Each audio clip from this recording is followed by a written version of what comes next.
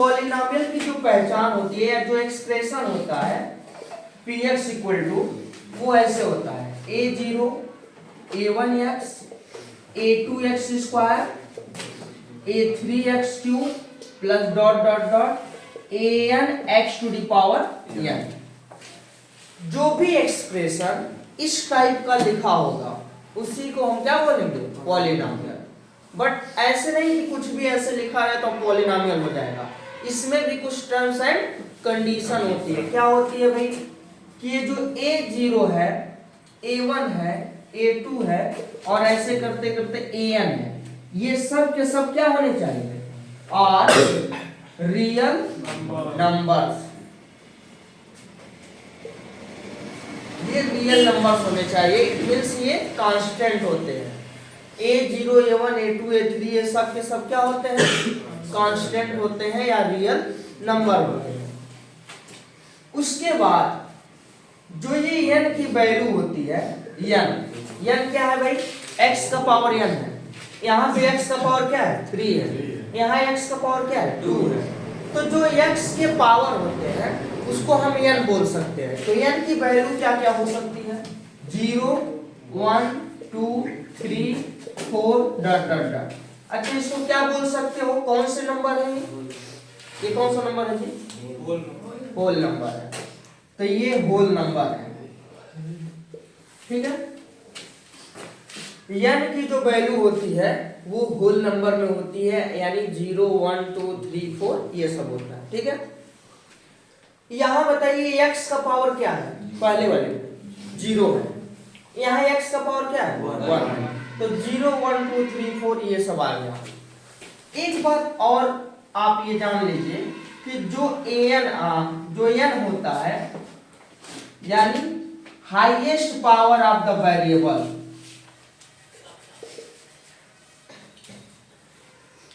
Highest power of the variable is called what degree of the polynomial। इसको degree of the polynomial कहेंगे, किसको n को।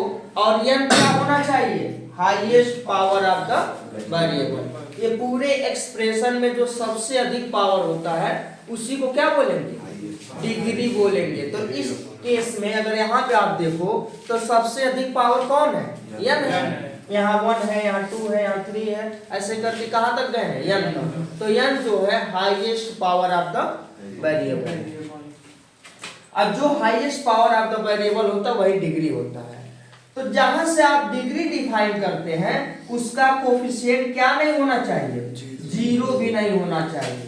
तो इतने सारे कंडीशन यहाँ लगे होते हैं, पॉलिनोमियल केवल इतने से काम नहीं चलेगा, ये सारी बातें आपको बतानी पड़ती है या जाननी पड़ती है कि पॉलिनोमियल अगर ये है तो ये सारे क्राइटेरिया फुलफिल हो रहे हैं कि नहीं हो रहे हैं।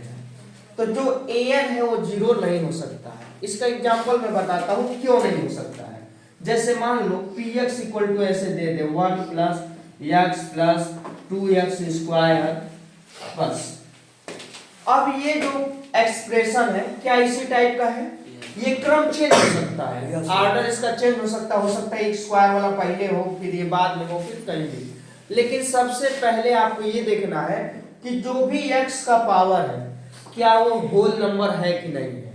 अगर ये होल नंबर नहीं होता तो देखो यहाँ x का पावर क्या है होल नंबर है, x का पावर क्या है 0 है, x नहीं आया है तो जहां x नहीं आया उसको हम ऐसे लिख सकते हैं 1 into x टू पावर 0, क्योंकि किसी भी नंबर का 0 पावर क्या होता है 1 होता है। ये आप जानते हैं कि किसी नंबर का 0 पावर क्या होता है 1। लेकिन ये मत समझना कि 0 का पावर 0 भी 1 होगा, ये नहीं होता है, ठीक है। ये क्यों नहीं होता है आगे आप हायर क्लास में जाएंगे तो वहां पे डिटेल में आप जानेंगे। लेकिन किसी भी नंबर का 0 पावर 1 होता है बट वो नंबर क्या नहीं होना चाहिए 0, क्योंकि ये इनडिटरमिनेट फॉर्म कहलाता है। तो ऐसे में आपने देखा कि यहाँ 0 पावर है, यहाँ x का 1 पावर है, यहाँ x का पावर क्या है 2 है। तो जब सारी वैल्यूज होल नंबर से बिलोंग कर रही है इसका मतलब ठीक है ये पॉलिनोमियल है। अगर ये पॉलिनोमियल है तो इसकी डिग्री क्या होगी? इसकी डिग्री क्या होगी? Highest power of the variable. तो वेरिएबल का हाईएस्ट पावर बोलो क्या है? 2 है। तो इसकी डिग्री क्या हो जाएगी? इसकी डिग्री हो जाएगी 2। एक बात और क्लियर कर लीजिएगा कि जो पॉलिनोमियल बनाएगा उसी की डिग्री आप बता पाएंगे, जो पॉलिनोमियल नहीं होगा उसकी डिग्री नहीं बताएंगे, समझे ना? पॉलिनोमियल कब नहीं होगा? जब यहाँ जो पावर है, जो वेरिएबल का पावर आ रहा है वो क्या होना चाहिए? Whole number. अगर ये होल नंबर नहीं आ रहा है तो हम कहेंगे पॉलिनोमियल नहीं है। और जब पॉलिनोमियल नहीं होगा तो डिग्री का है बताना, डिग्री भी नहीं होगा। तो यहाँ पे डिग्री 2 है। अब जब ये डिग्री आपको पता हो गई कि 2 है, चलो इसको कुछ चेंज कर देते हैं, नहीं तो कंफ्यूज हो जाओगे। मान लो यहाँ 4 कर दिया, ठीक है। अब बताओ जो जहां से आप डिग्री बता रहे हो, क्या उसका कोएफिशिएंट यहाँ पे क्या दिया है? 4। क्या ये 0 हो सकता है? अगर 4 के बजाय आप क्या कर दो 0, तो क्या इसकी डिग्री 2 होगी? नहीं होगी। क्यों?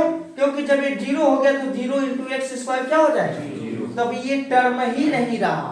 और जब ये टर्म ही नहीं रहा तो हम डिग्री कैसे डिफाइन करेंगे?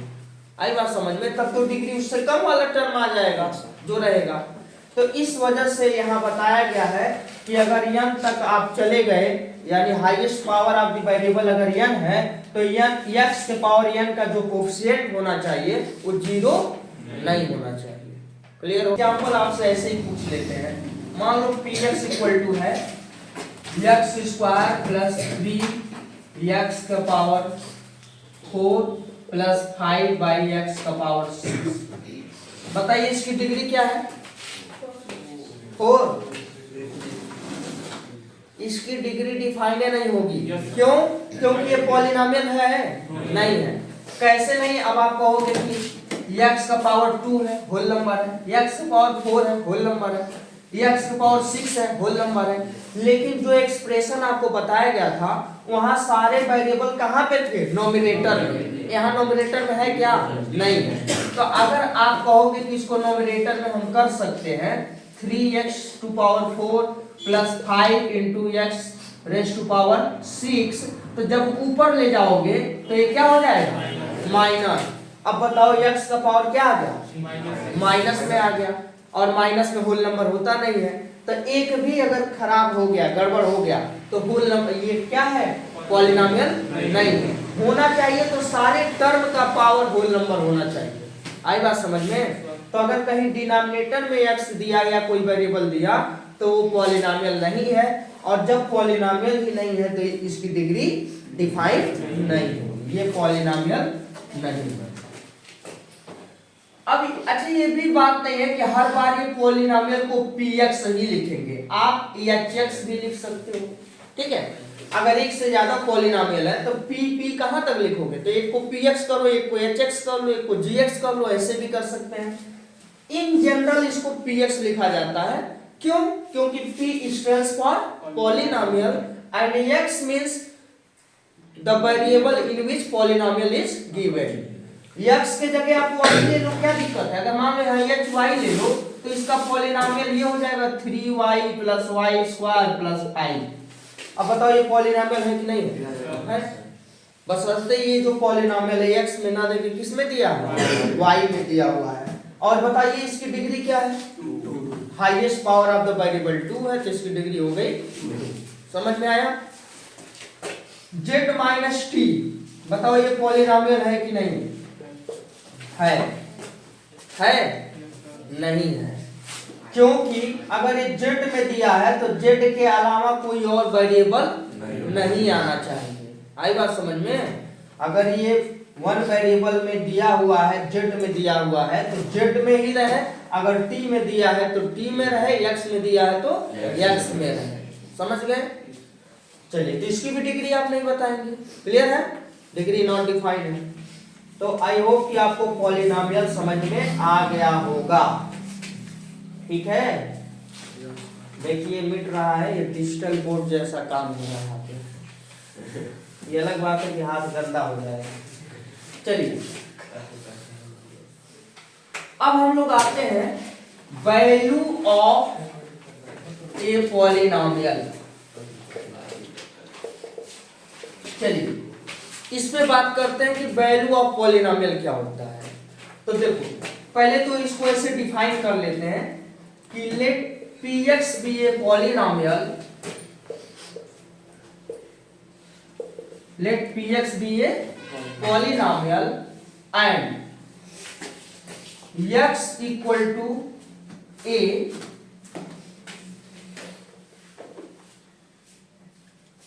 is any number, then value of polynomial at x equal to a is pa। देखिए अगर कोई पॉलिनोमियल आप ले लिए px, ठीक है, और इस px के लिए कोई वैल्यू आपको दे दिया x equal to a। x equal to a कोई नंबर हो सकता है, कोई रियल नंबर हो सकता है, रूट में हो सकता है, ठीक है। रियल नंबर मतलब सारे टाइप के नंबर, कुछ भी हो सकता है। तो अगर आपसे कोई पूछे कि बताओ वैल्यू ऑफ पॉलिनोमियल क्या होगा at x equal to a पर, तो आप कहेंगे pa होगा। और pa का मतलब क्या होगा कि जो पॉलिनोमियल है जिसमें x दिया है जहां जहां, वहां पे x की जगह क्या रख देना, a रख देना, वही आपका वैल्यू ऑफ पॉलिनोमियल हो जाएगा। समझे? For example px equal to x plus 4। Now value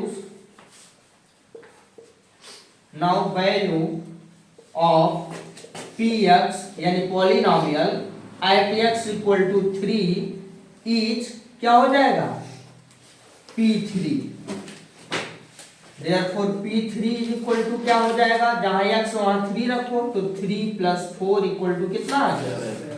तो आपसे कोई पूछे कि बताइए इस पॉलिनोमियल x इक्वल टू 3 पे क्या वैल्यू आएगा, तो क्या बताएंगे आप, 7 आएगा। समझ गए?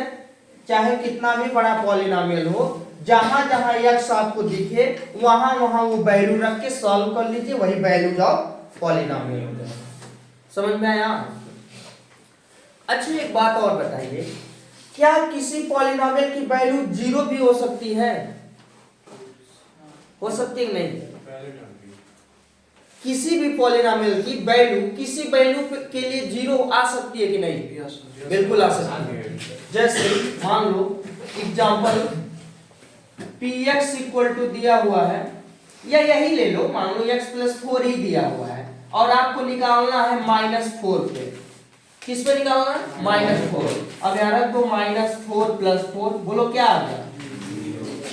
तो जब भी कभी अगर किसी पॉलिनोमियल की वैल्यू क्या आती है, 0 आ जाती है, तो जिस वैल्यू पे पॉलिनोमियल की वैल्यू 0 आती है उसको क्या बोलते हैं, जीरोज ऑफ पॉलिनोमियल बोलते हैं। क्या बोलते हैं? Zeros of polynomial.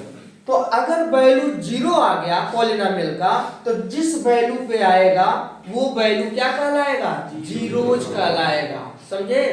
तो zero of polynomial means a value at which polynomial is 0। Polynomial की जो वैल्यू होगी वो क्या होगी, 0।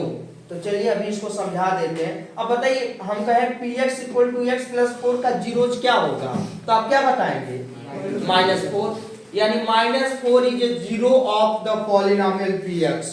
समझे? क्यों? क्योंकि एक ऐसा वैल्यू जो पॉलिनोमियल में रखते ही पूरे पॉलिनोमियल को क्या बना दे, 0 बना दे, उसी को कहते हैं zeros of the polynomial. Clear हुआ? ठीक है, हो गया।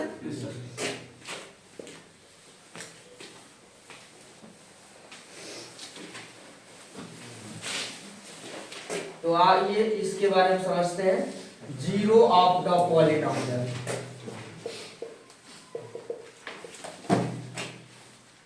Let px be a polynomial, then x equal to alpha is said to be its 0 if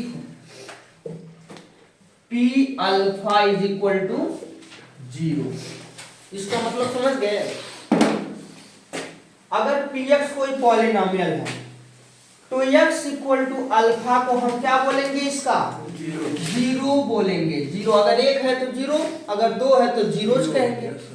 तो अगर x इक्वल टू अल्फा इसका जीरोज है तो जाहिर सी बात है पॉलिनोमियल में x के जगह अल्फा रखने पे पूरी वैल्यू क्या हो जानी चाहिए, तो वही लिख दिया गया कि इफ p अल्फा क्या हो जाए, जीरो हो जाए। For example px equal to x plus 4। Now अब इसको चेक करना है x इक्वल टू -4 इसका जीरो है कि नहीं। Now p minus 4 is equal to -4 plus 4, तो ये क्या आ गया, zero. This implies -4 is a zero of px। इस पॉलिनोमियल का जीरो कौन है, -4 है, क्योंकि -4 रखते ही पूरा पॉलिनोमियल क्या हो जा रहा है, जीरो हो जा रहा है। तो अगर आपको कोई वैल्यू दिया जाए और कहा जाए चेक करिए कि ये जीरोज है कि नहीं, तो वही पॉलिनोमियल में रख देना है, और अगर आंसर पूरा क्या बन जाए, जीरो, तो आप कहिएगा कि ये क्या है, जीरो है। समझ में आ गई बात।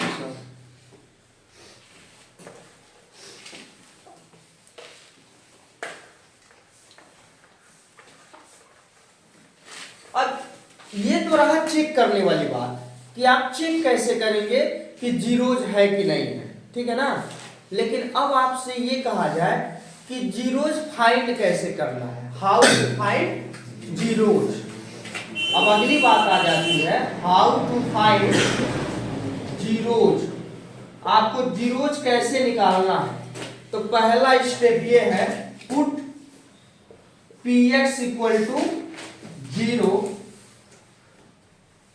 And solve it. ठीक है, पहले आप क्या करेंगे, px को जीरो के इक्वल करेंगे और जो बनेगा उसको क्या करेंगे, सॉल्व करेंगे। पहला और आखिरी यही समझो। How to find zeros, zeros कैसे निकालना है, तो पहला काम ये करिए कि px को जीरो के इक्वल करिए और फिर उसके बाद क्या करिए, उसको सॉल्व करिए, और जो भी वैल्यू आएगा, जो भी आंसर आएगा, that will be the zeros of the polynomial. समझ में आ गई बात। जैसे मान लो example, find zeros of px equal to x plus 3। तो सॉल्यूशन क्या करेंगे, फॉर जीरोज ऐसे लिखेंगे, for zeros put px equal to zero. अगर आप क्या करेंगे, जीरोज निकालना है तो px को किसके इक्वल करेंगे, जीरो के। अब बताओ px की वैल्यू क्या हो गई, this implies x plus 3 equal to, अब इनको सॉल्व करो यानी x की वैल्यू निकालो, तो x इक्वल टू क्या निकल के आएगा, -3। अब ये क्या हो जाएगा, इसका जीरो, क्योंकि जीरो का काम है, उसमें रखोगे तो जीरो हो जाएगा। तो हम पहले से ही उसको जीरो की इक्वल करके और उसकी वैल्यू निकाल देते हैं। समझ में आ गई बात। हो सकता है कि ये लीनियर ना दे के क्या दे दे, क्वाड्रेटिक दे दे, समझे ना। तो जब क्वाड्रेटिक देगा तो आप क्वाड्रेटिक इक्वेशन जैसा सॉल्व करेंगे। क्लियर हुआ। तो क्वाड्रेटिक भी हो सकता है, क्यूबिक भी हो सकता है, ऐसे बहुत सारे आई बात समझ में।